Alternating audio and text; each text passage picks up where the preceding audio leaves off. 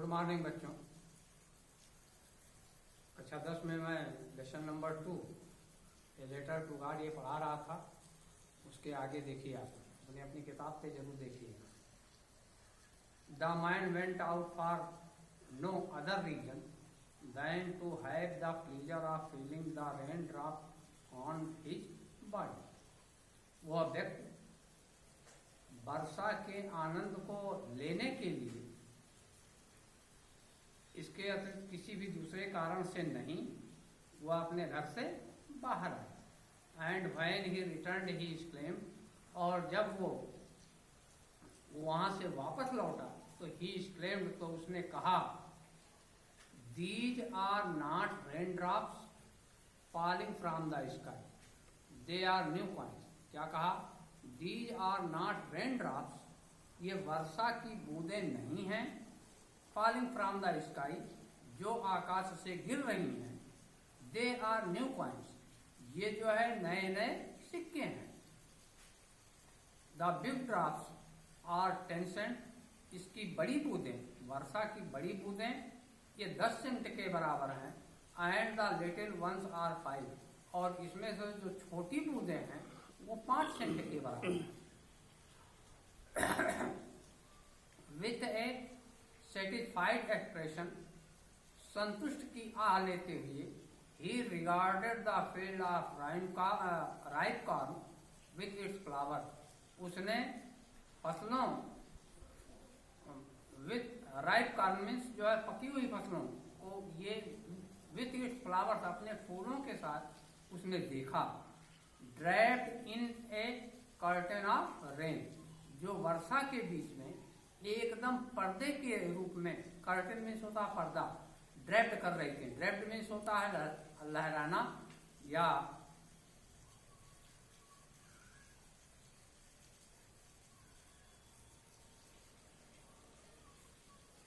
से ये सिलवट होता है, जैसे पर्दे में जब हवा चलती है तो उसके बीच में ये लहराता है, तो इसी को ड्रैप्ड कहते हैं, लहराते हुए।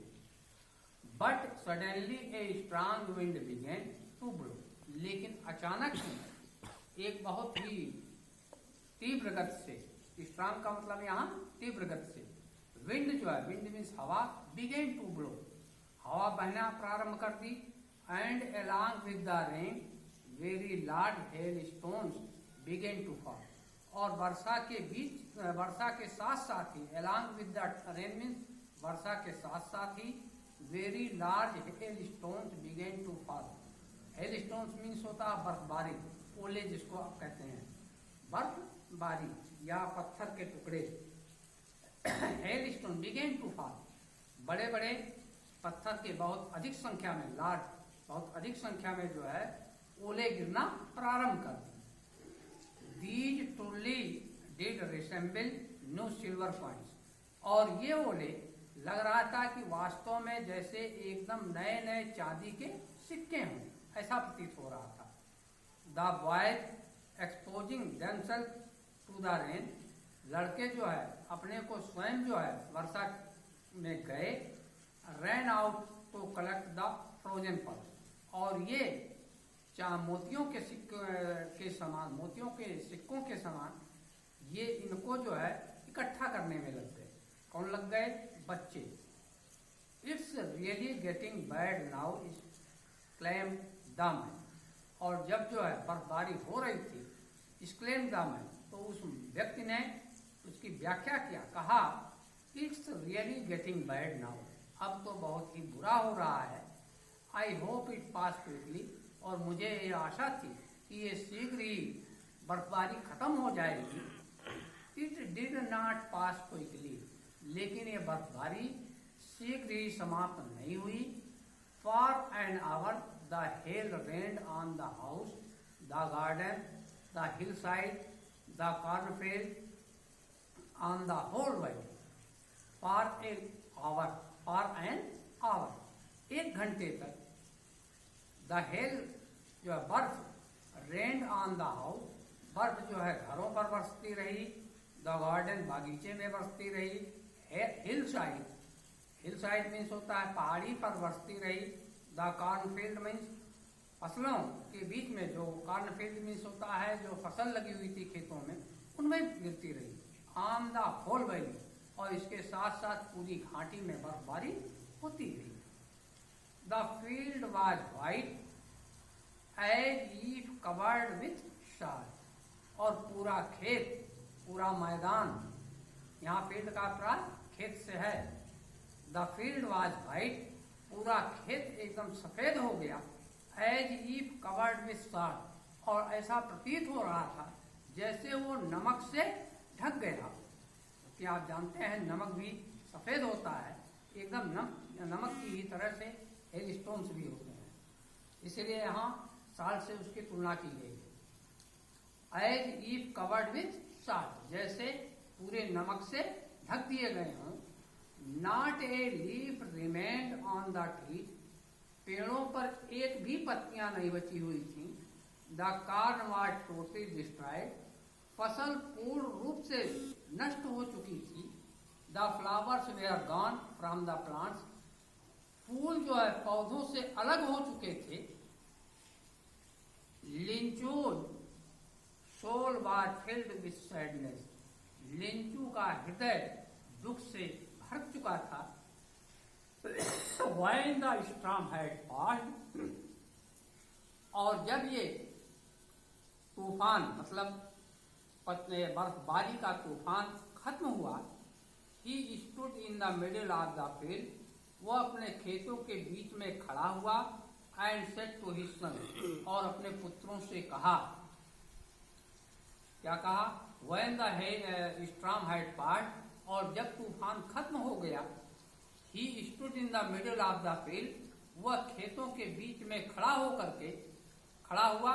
and said to his son, और अपने पुत्रों से कहा, अपने लड़कों से कहा, a plague of locusts would have left more than this, क्या कहा?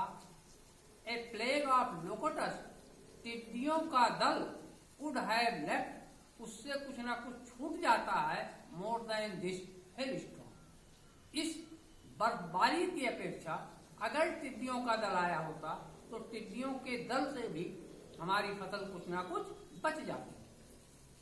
The hell has left nothing, लेकिन बर्फबारी ने हमारी फसल को कुछ भी नहीं छोड़ा है।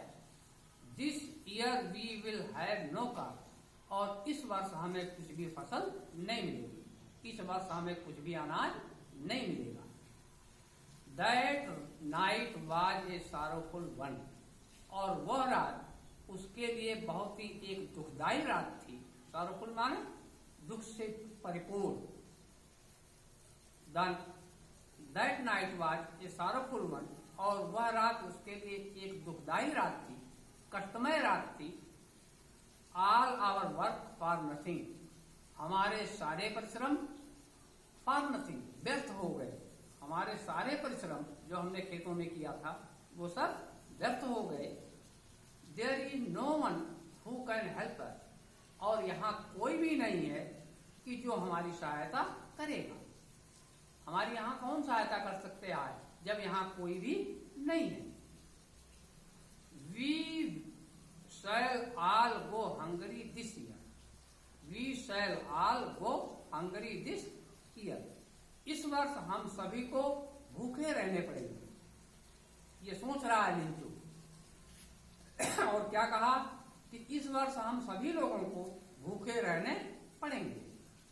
But in the hearts of all, लेकिन ये सब उसके हृदय में होते हुए भी, who lived in that solitary house in the middle of the valley, जो इस घाटी के बीच में एकदम एकांत घाटी में अपने एकांत मकान में रह रहा था।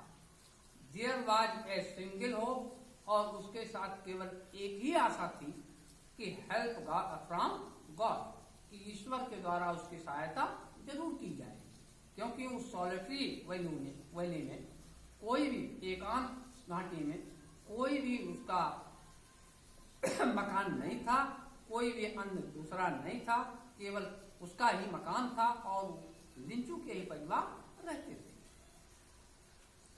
हेल्प फ्रॉम गॉड, और उसने फिर अपने हृदय से कहा कि भले ही कोई नहीं है, लेकिन ईश्वर जरूर मेरी सहायता करेगा। Do not be so upset, इतना उदास मत हो। Even though this seems like a total loss, यद्यप ऐसा प्रतीत होता है कि हमारा सब कुछ नुकसान हो चुका है।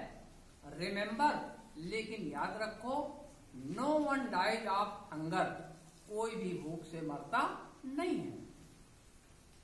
दैट्स व्हाट दे से, दैट्स व्हाट दे से, उसने क्या कहा? No one dies of hunger, कोई भी भूख से मरता नहीं है। ऑल थ्रू द नाइट, और पूरी रात, Lencho thought only of his one hope, Lencho केवल अपने एक आशा पर सोचता रहा। एक आशा पर, होप मीन्स आशा होता है, एक ही आशा पर विचार करता रहा, द हेल्प ऑफ गॉड, कि ईश्वर उसकी सहायता करेंगे। Whose eyes as he had been instructed, जिनकी आंखें सबको देखती हैं, सी एवरीथिंग, जिसकी निगाहें, जिसकी आंखें सबको देखती हैं। Even what is deep in one's conscience, even यद्यप ये किसी विचार में मग्न था।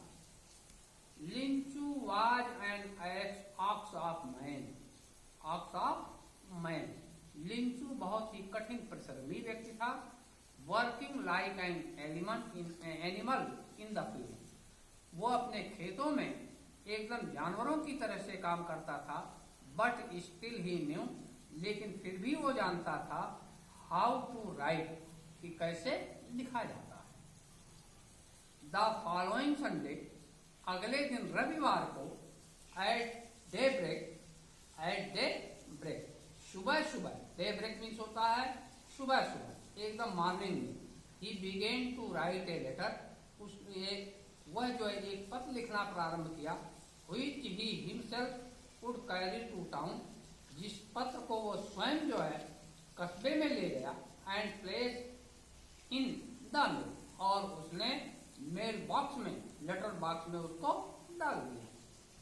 It was nothing less than a letter to God, और इस लेटर में, इस पत्र में, ये केवल ईश्वर के नाम पत्र था, इसके अतिरिक्त इसमें कुछ नहीं था। बाकी कल पढ़ाया जाएगा।